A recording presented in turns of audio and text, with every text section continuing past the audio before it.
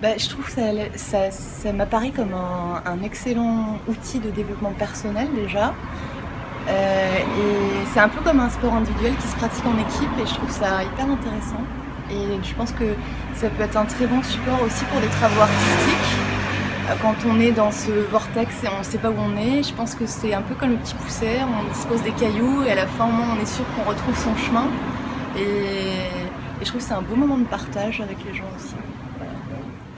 Le tirage que j'ai fait avec Ra, j'ai posé une question bien précise par rapport à un projet que je suis en train de développer.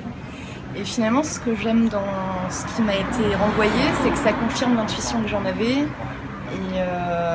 et les choix, des fois, qui ne sont pas très rationnels que je fais, de trouver un écho à travers le jeu. Je trouve que ça donne beaucoup de confiance en soi et ça pousse à s'écouter davantage.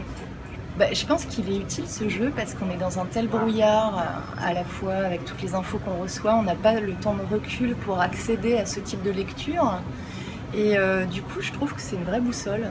Il y a plusieurs volets déjà d'un point de vue de la création artistique. Moi, en ce moment je suis auteur, je suis en train d'écrire un livre et pour donner un peu plus de relief à des personnages, pour aller plus loin dans l'imagination et donner plus de corps, je pense que c'est un bon outil. Et après, il y a aussi, je trouve, dans l'amitié ou les rapports qu'on peut avoir avec les autres, sortir de ces raisonnements statistiques, de Tetris parce que ça, machin, mais de pouvoir tailler au travers avec une autre lecture et une autre possibilité d'explication. Je trouve que ça déploie un peu ça nous fait sortir d'un raisonnement pour être ouvert à une nouvelle manière d'interpréter les choses.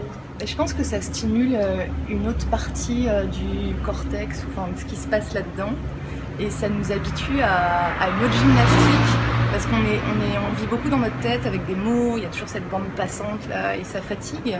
Et là, ça stimule une autre capacité, qui est un peu en sommeil, je pense, parce qu'il n'y a qu'à regarder dans Paris, on se promène, on ne regarde jamais tout en haut d'un immeuble pour s'apercevoir que c'est très beau. Je pense que ce jeu c'est un peu pareil, c'est qu'il y a le titre de la carte, mais il y a tout ce que les couleurs vont stimuler, l'ambiance générale de la carte qui va allumer ou pas quelque chose à l'intérieur. Et en ce sens-là, les dessins, ça amène une richesse qu'il n'y aurait pas si c'était juste des concepts. Moi ce que j'ai aimé c'est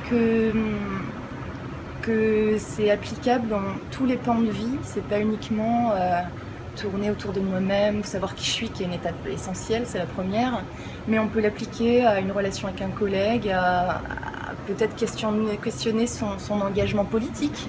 Ça peut s'appliquer à tout, en fait, toutes les questions qu'on peut avoir, et je trouve que ça met aussi, ça rend la philosophie du coup très accessible à tout le monde parce qu'on se rend compte qu'on a tous une capacité propre de raisonnement en dehors des schémas et du cadre dans lequel on nous a mis dès le départ.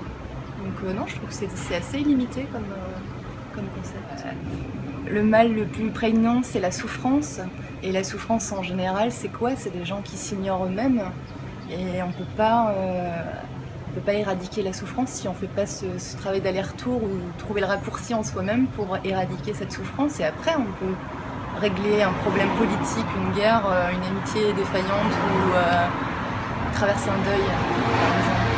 Je pense que c'est vraiment un bon outil pour dissoudre la souffrance.